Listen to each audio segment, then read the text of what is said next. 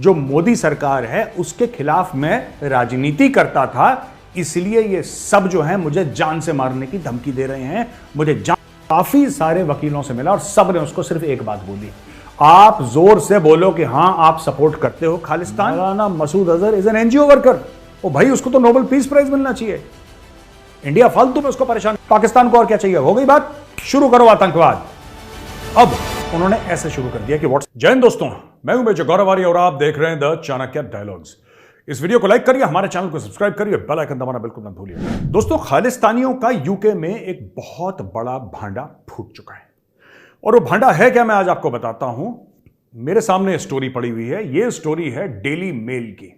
Daily mail एक अखबार है और काफी रिस्पेक्टेड अखबार है यूके का। उसने एक रिपोर्टर अपना, एक पत्रकार अपना भेस बदल के अंडर कवर भेजा वकीलों के पास, कई सारे वकीलों के पास भेजा कि कहानी पता करके लाओ कि यह स्टोरी क्या है।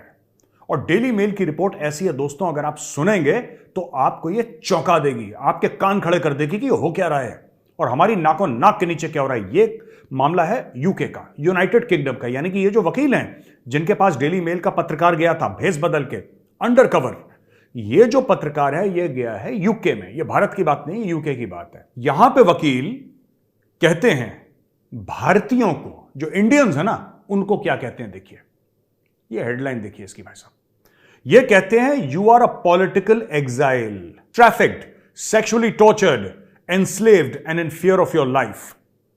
The cynical story spun by a legal advisor to undercover reporters posing as an economic migrant who arrived on a small boat to help them beat the system. यानी कि आप ये बोलिए कि साहब आपके साथ बहुत बुरा हुआ है भारत में।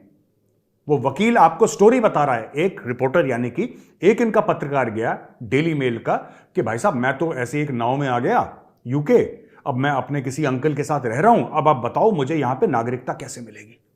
नागरिकता कैसे मिलेगी? मैं वकील हूं भैया, मैं आपको बताऊंगा नागरिकता कैसे मिलेगी। आप एक काम करो, सबसे पहले, ठीक है, सबसे पहले आप अपने आप को खालिस्तानी बताओ। आप बोलो कि साहब मैं खालिस्तानी हूं, चाहे आपका खालिस्तान से मतलब हो ना हो, चाहे आप खालिस्तान को जानते भी ना हो खालिस्तान क्या है, आप सबसे पहले बोलो कि मैं खालिस्तानी हूं।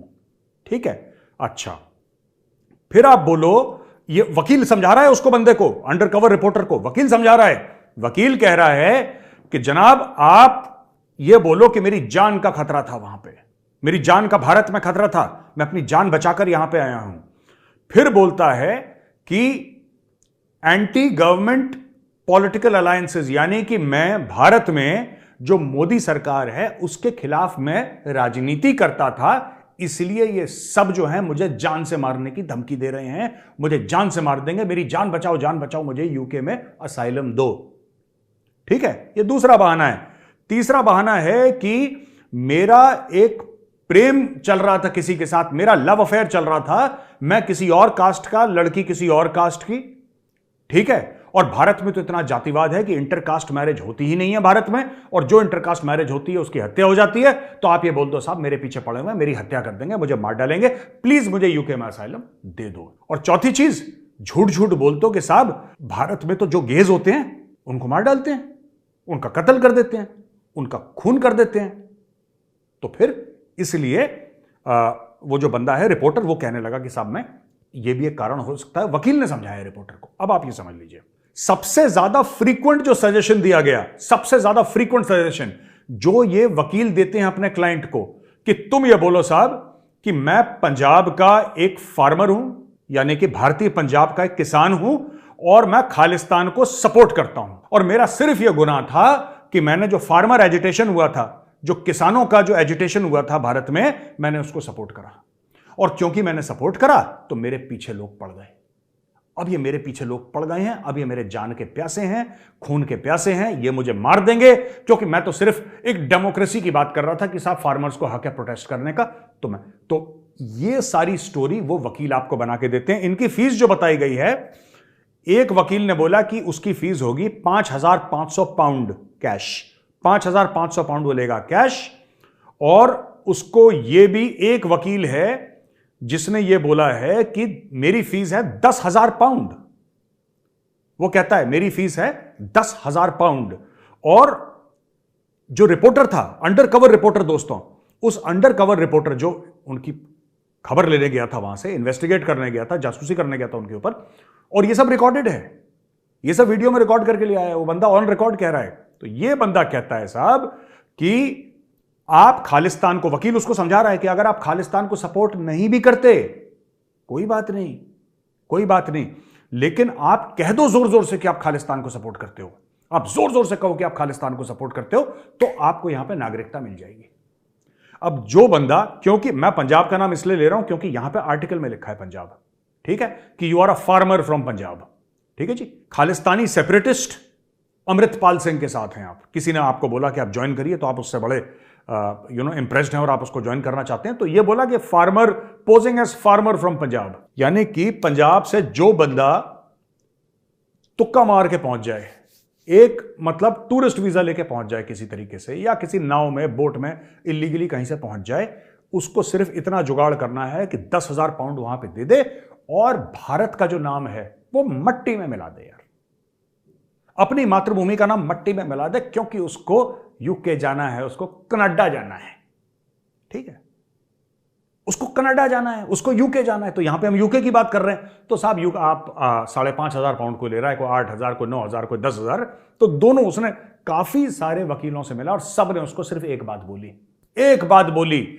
आप जोर से बोलो कि हां आप सपोर्ट करते हो खालिस्तान, आपको इंडियन इंटेलिजेंस एजेंसीज जान से मारना चाहती हैं क्योंकि आप डेमोक्रेसी पसंद करते हो, समझ रहे हो आप डेमोक्रेसी पसंद करते हो, आप लोकतंत्र पसंद करते हो, आप गे राइट्स के लिए लड़ना चाहते हो, आपका एक लड़की के साथ लव अफेयर हो गया है जो कि दूसरी कास्ट से है, आपकी हत्या हो जाएगी, इसलिए आप यूके में आना चाहते हो। कहता है मैं जज से आपको दिलवाऊंगा, पैसे लाओ मैं दिलवाऊंगा।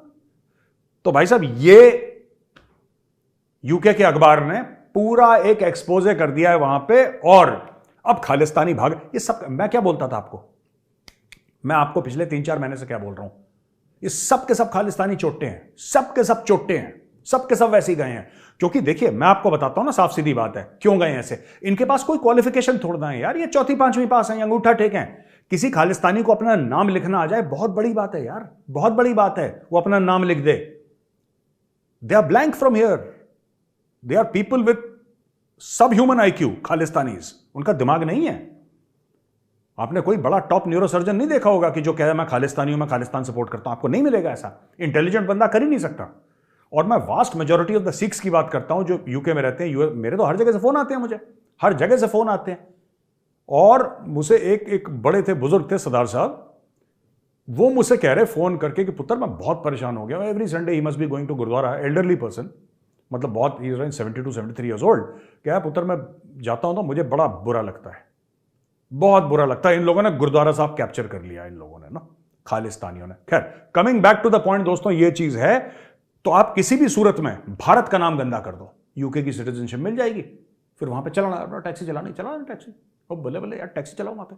ये सारे खालिस्तानी यही करते हैं। ये जो लॉ, एक देखिए 40 लॉ फर्म्स हैं जिसको यूके की अथॉरिटीज मॉनिटर कर रही हैं। UK PM Rishi Sunak tweeted the story saying the Labour Party, a subset of lawyers, criminal gangs, they are all on the same side, propping up a system of exploitation that profits from getting people to the UK illegally. Right? अब देखिए, ये है कि ऋषि सुनाक ने ये बोला है साहब कि लेबर पार्टी जो है, कुछ वकील, क्रिमिनल गैंग्स, ये चाहते हैं इलीगली आए। देखो इलीगली कोई अगर यूके आता है, मुझे उससे कोई प्रॉब्लम नहीं है। तुम्हें लीगली जाना है, देखो हमने को तो जाना नहीं है, हम तो उत्तर प्रदेश में खुश हैं। तुम्हें जाना है लीगली जाना है, इलीगली जाना है, योर हेडेक। मेरी प्रॉब्लम यह है कि तुम अपनी भारत मां को, जिस मिट्टी ने तुम्हें जन्म दिया है, जिस मिट्टी ने पाल पोस के इतना लायक बनाया है, लायक तो खैर क्या ही बने तुम लोग, गधे के गधे रह गए, लेकिन उसको तो गाली मत दो यार, झूठ तो मत बोलो। अपनी स्टोरी वहां पे बनाने के लिए, अपनी स्टोरी देखो, ये चलाएगा उबर, ये खालिस्तानी, ये जब चलाएगा उबर लंदन में, और अब इसको अपनी स्टोरी बना के भी रखनी है ना यार, बना के भी रखनी है इसने अपनी स्टोरी। एक बार सिटीजनशिप मिल गई तो वहां पे उबर चलाएगा, और उबर चलाते चलाते जो भी होगा सबके साथ बकवास करेगा, भारत में ही होता है, झूठी झूठी कहानियां। और जिसको भारत के बारे में नहीं पता है, जो अंग्रेज नहीं गया Bharat, he will believe it, वो तो विश्वास करेगा, वो बोलेगा हाँ साहब बिल्कुल ठीक कह रहा है, ऐसा ही होता होगा वहां पे, कि ये जो दूसरा बंदा गे है उसका तो कत्ल कर देंगे वहां पे, ये इंटरकास्ट मैरिज करना चाहता है, इसकी तो हत्या कर दो। ये फार्मर एजिटेशन में गया था, जान से मार दो इसको। भारत में तो यही होता होगा। तो इस चीज का ये खालिस्तानी, इसलिए ये लोग बुरे हैं, इसलिए ये लोग बुरे हैं।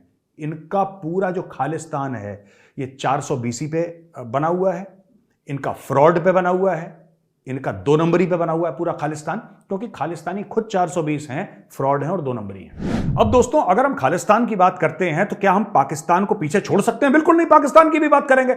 और पाकिस्तान का जो FBR है, फेडरल बोर्ड ऑफ रेवेन्यू ने पाकिस्तान इंटरनेशनल, एक तो पहले पाकिस्तान इंटरनेशनल लाइन को कतरियों ने भी जलील करा, उनको जो मलेशियंस थे उन्होंने भी जलील करा, सऊदीज ने भी जलील करा, सब ने जलील करा।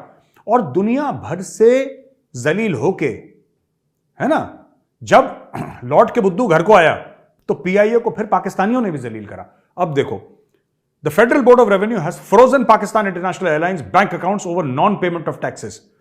ये सिर्फ दूसरे मुल्कों को पैसा देना, जो देना था वो रोकते थे, ऐसा नहीं है। इन्होंने खुद के मुल्क के साथ भी चोरी करी, एक खुद के मुल्क को भी टैक्स नहीं देते। PIA वाले, पाकिस्तान इंटरनेशनल एयरलाइंस, यार देखो, जिस चीज में पाकिस्तान का नाम लग गया ना, उसमें झोल होगा कुछ ना कुछ, मैं बता रहा हूं आपको। उसमें कुछ ना कुछ 2 नंबरी है, कहीं ना कहीं उसमें कहीं ना कहीं 2 नंबरी है। तो इन्होंने खुद को भी, they have frozen this account. अच्छा जी, कल मैंने बताया था आपको एक चीज, डोवाल साहब ने फिर चीन को घेरा, और चीन को घेर के ना ऐसी लताड़ लगाई है डोवाल साहब ने। National Security Advisor Ajit Doval said BRICS could work together on listing terrorists and their proxies under the UN counter-terrorism sanctions, but emphasized that the process should be free from politics and double standards. इन्होंने China को दोगला भी बोल दिया, क्योंकि भाई मौलाना मसूद अजहर है ना, बाकी 1-2 और टेररिस्ट जो पाकिस्तान के हैं, पाकिस्तानी शहरियत रखते हैं, पाकिस्तान के नागरिक हैं, पाकिस्तान के सिटीजन हैं, जब भी भारत कहता है कि साहब ये तो टेररिस्ट हैं, तो चाइना कहते नहीं नहीं नहीं, ये टेररिस्ट नहीं है, तो NGO में काम करते हैं, ये तो बहुत अच्छे लोग हैं भाई, इनको परेशान मत करो। इंडिया ना, इंडिया की आदत है, ये परेशान कर देता है। अच्छा, मैं है क्यों बोल रहा हूं यार, मैं तो चाइनीज की नकल मार रहा हूं, मैं पाकिस्तानी कहां से आ गए बीच में। एनीवे, तो इंडिया जो है वो पाकिस्तान को बदनाम कर रहा है। पाकिस्तान का नाम इतना अच्छा है, पाकिस्तान में सिर्फ अच्छे अच्छे काम कर रहे हैं, पाकिस्तान की रेपुटेशन जबरदस्त है। Maulana Masood Azhar is an NGO worker. ओ भाई, उसको तो नोबेल पीस प्राइज मिलना चाहिए। इंडिया फालतू में उसको परेशान कर रहा है। तो डोवाल साहब ने बोला कि यार सुनो, ये तो तुम्हारा दोगलापन जो है ना, ये दोगलापन तुम दूर करो सबसे पहले। गेट रिड ऑफ दिस दोगला एटीट्यूड इन लाइफ।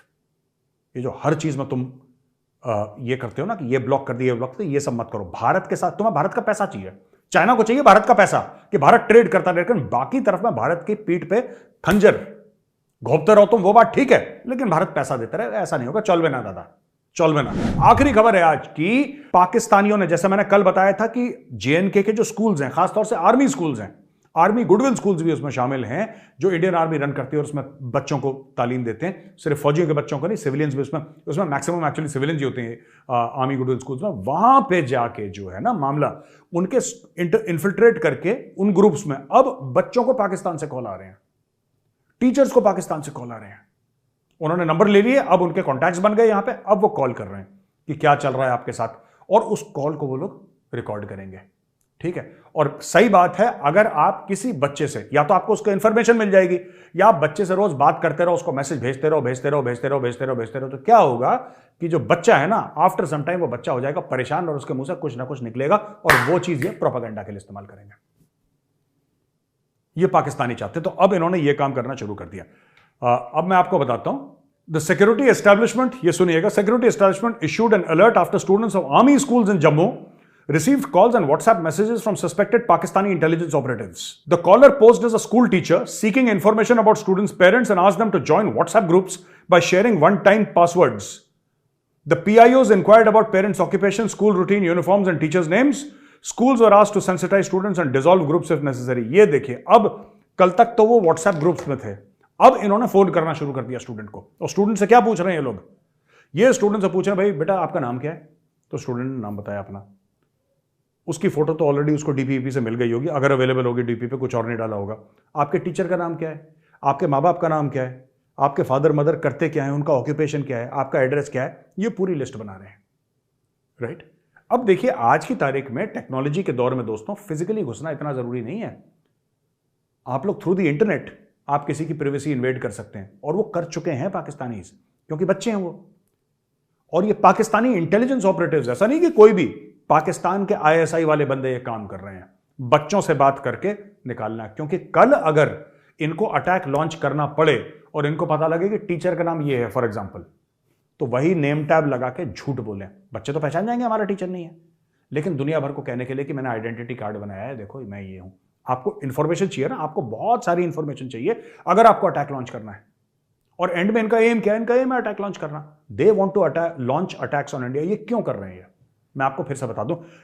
तो दोस्तों ये बात मैंने पहले कब बोली थी? मैंने बोली थी ये स्मिता प्रकाश की शो में, जो एएनआई की हेड है, एडिटर है स्मिता प्रकाश, उनकी शो में। और मेरे साथ थे मिस्टर तिलक देवाशर, जो पहले स्पेशल सेक्रेटरी आरएनएडब्ल्यू रह चुके हैं। तो हम दोनों गेस्ट थे और स्मिता प्रकाश। तब मैंने बोला कि आज की तारीख में पाकिस्तान चुप है ना, आज की तारीख में। और ये मैं बार बार कहता चला आया हूं अपनी शोज में, मैंने बोला यार कि आज की तारीख में पाकिस्तान चुप है। आप ये मत सोचना कि पाकिस्तान इसलिए चुप है क्योंकि पाकिस्तान शांतिप्रिय हो गया है। No, not at all.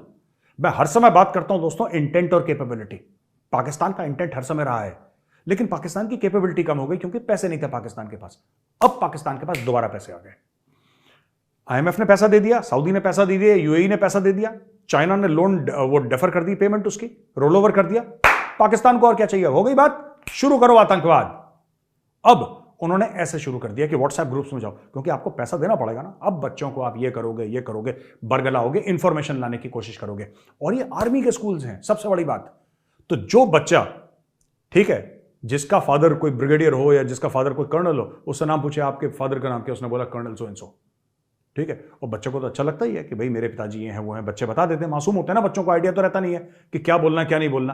तो उनको धीरे धीरे धीरे धीरे पाकिस्तान के नंबर से कॉल आके एक पूरी इंफॉर्मेशन सिस्टम वो बिल्डअप कर रहे हैं। और जैसा मैंने आपको बोला था, पाकिस्तान इंटेंट और कैपेबिलिटी, ध्यान रखिएगा दोस्तों, इंटेंट और कैपेबिलिटी। पाकिस्तान के पास इंटेंट था, कैपेबिलिटी कम हो गई थी, भीख के पैसे आ गए हैं, अब उनकी कैपेबिलिटी भी हो गई। ये लोग दोबारा करेंगे अटैक। अब मेरी बात सुनिए, मैं आपको आज बता रहा हूं ये दोबारा करेंगे अटैक, और ये करते रहेंगे जब तक इनकी रीढ़ की हड्डी तोड़ के वापस इनको एफएटीएफ में न डालते हैं। अटैक करते रहेंगे। पाकिस्तान को मैं बता रहा हूं जैसे घास कटती है ना दोस्तों, किसी के घर में अगर लॉन हो तो हर हफ्ते घास कटती है। घास की कोई गलती नहीं होती यार, घास की क्या ही गलती होती, घास की कोई गलती नहीं होती, लेकिन घास कटती रहती है। उसी प्रकार से जब तक आप पाकिस्तान को घास समझ के काटते रहेंगे, लॉन आपका सुंदर रहेगा, एकदम टिंच रहेगा। जहां पे आपने जंगली घास उगने दी वहां पे प्रॉब्लम हो जाएगी। पाकिस्तान को ठोको, ठीक है, लेकिन पाकिस्तान को कैसे ठोको? पाकिस्तान को इसलिए मत ठोको पाकिस्तान को कि साहब आपको ऐसा लग रहा है साहब हमें पाकिस्तान जब कुछ करेगा तब हम Pakistan, no no no, not at all. Pakistan चुपचाप बैठा है, शांत बैठा है, उसको ठोको। घास की कोई गलती होती? घास की कोई गलती नहीं है, लेकिन घास कटती है ना हर हफ्ते, लॉन मोइंग होती है ना हर हफ्ते। उसी प्रकार से पाकिस्तान की गलती ना भी हो फिर भी पाकिस्तान को ठोको, गलती है तो 2 बार ठोको, तब भारत में शांति रहेगी। आप देख रहे हैं क्या कर रहे हैं? अब ये बच्चों तक पहुंच गए, ये बच्चों तक पहुंच गए, बच्चों के दिमाग में जहर डालेंगे, बच्चों को इंडोक्ट्रिनेट करेंगे, बच्चों के अंदर हिंदू मुसलमान वाला कीड़ा डालेंगे ये लोग। ये बच्चों को मैं बता, इसमें 2-3 चीजें, एक तो बच्चों से आप इंफॉर्मेशन लो, दूसरा बच्चों को रेडिकलाइज करो।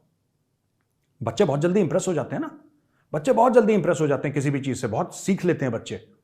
Kids are like a sponge, आप पानी में डालोगे जैसे स्पॉन्ज पानी सोख लेता है, बच्चे सोख लेते हैं। यही काम कर रहे हैं। एक तो उनसे इंफॉर्मेशन लेंगे टेरर स्ट्राइक्स के लिए, दूसरा बच्चों को एंगेज करके बच्चों को रेडिकलाइज करेंगे। ये बच्चों के दिमाग में जहर डालेंगे, ये काम कर रहा है पाकिस्तान। तो दोस्तों आज का वीडियो यहीं पे खत्म होता है। अगर ये वीडियो पसंद आए तो उस वीडियो को लाइक जरूर करिएगा, हमारे चैनल को सब्सक्राइब करिए, बेल आइकन दबाना बिल्कुल मत भूलिएगा दोस्तों। जय हिंद, वंदे मातरम, भारत माता की जय।